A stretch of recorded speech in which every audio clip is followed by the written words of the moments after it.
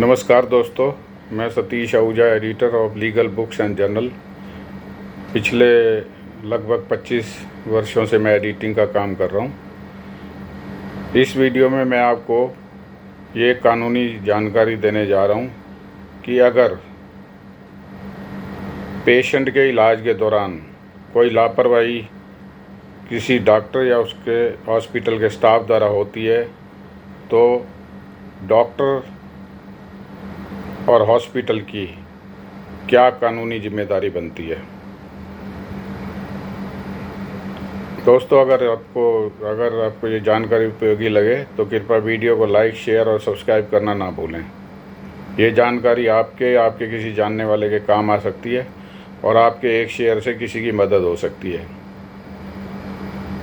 इस विषय पर माननीय सुप्रीम कोर्ट ने हाल ही में एक केस में फैसला सुनाया है और उस केस का नाम है the managing director Kamineni hospital versus Peddi Narayana Swamy, जिसका सिविल अपील नंबर है 5452 5452 एंड 5453 5453 ऑफ 2025।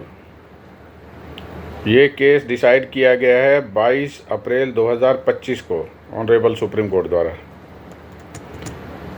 इस केस में एक 27 साल के बीटेक ग्रेजुएट, जो कि एक साबुन की फैक्ट्री में काम करता था, इलाज के दौरान उसकी डेथ हो गई। हॉस्पिटल में इलाज के दौरान उसकी मौत हो गई। उसके परिवार ने डॉक्टर और अस्पताल के खिलाफ मेडिकल नेग्लिजेंस का केस किया। स्टेट कमीशन और नेशनल कमीशन दोनों ने डॉक्टर और अस्पताल को दोषी माना और 20 लाख रुपए का कंपनसेशन मुआवजा देने का आदेश दिया, जो कि 15 लाख अस्पताल द्वारा दिए जाने थे और 5 लाख डॉक्टर द्वारा दिए जाने थे। इसके बाद अस्पताल ने सुप्रीम कोर्ट में इस फैसले को चैलेंज किया। नेशनल कमीशन, स्टेट कमीशन के फैसले को सुप्रीम कोर्ट में चुनौती दी गई। सुप्रीम कोर्ट ने साफ कहा कि अगर रिकॉर्ड और सबूतों से ये साबित हो जाता है कि डॉक्टर ने इलाज में सावधानी नहीं बरती तो ये मेडिकल नेग्लिजेंस यानी लापरवाही मानी जाएगी। ऐसे मामलों में अस्पताल भी जिम्मेदार माना जाएगा, क्योंकि वे अपने स्टाफ या डॉक्टर की लापरवाही के लिए उत्तरदायी होता है। मुआवजे का निर्धारण करते समय मरने वाले की उम्र, उसकी क्वालिफिकेशन और भविष्य की कमाई की संभावनाओं को ध्यान में रखकर किया जाना चाहिए।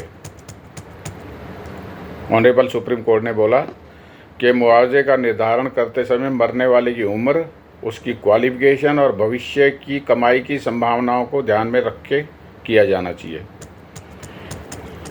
इस केस में अस्पताल को देने वाला मुआवजा घटाकर 10 लाख रुपए विद इंटरेस्ट कर दिया गया। 15 लाख की गए हॉस्पिटल के ऊपर 10 लाख रुपए मुआवजा कर दिया गया, लेकिन डॉक्टर की 5 लाख की जिम्मेदारी बरकरार रखी गई।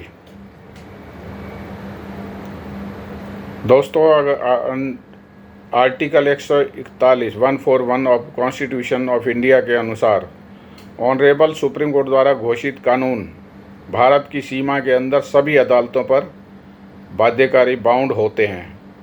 इसलिए मेरे इस वीडियो को ज़्यादा से ज़्यादा शेयर करें किसी ज़रूरतमंद को, ताकि किसी ज़रूरतमंद को इस जजमेंट का फ़ायदा मिल सके।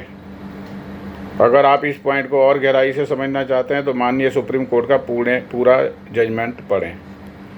केस का नाम और पिटीशन एक बार दोबारा रिपीट कर रहा हूँ। The managing director Kamineni KAMINENI Kamineni hospital HOSPITALS hospitals versus Peddi PEDDI Narayana NARAYANA Swamy SWAMI। The managing director Kamineni hospitals versus Peddi Narayana स्वामी,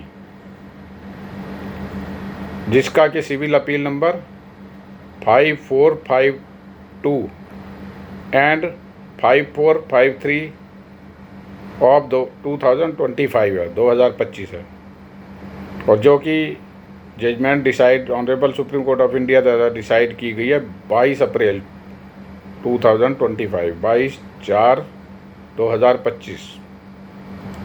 धन्यवाद दोस्तों। मैं जल्दी एक और कानूनी विषय लेकर वीडियो लाने की कोशिश करूंगा। तब तक के लिए नमस्कार। Thank you.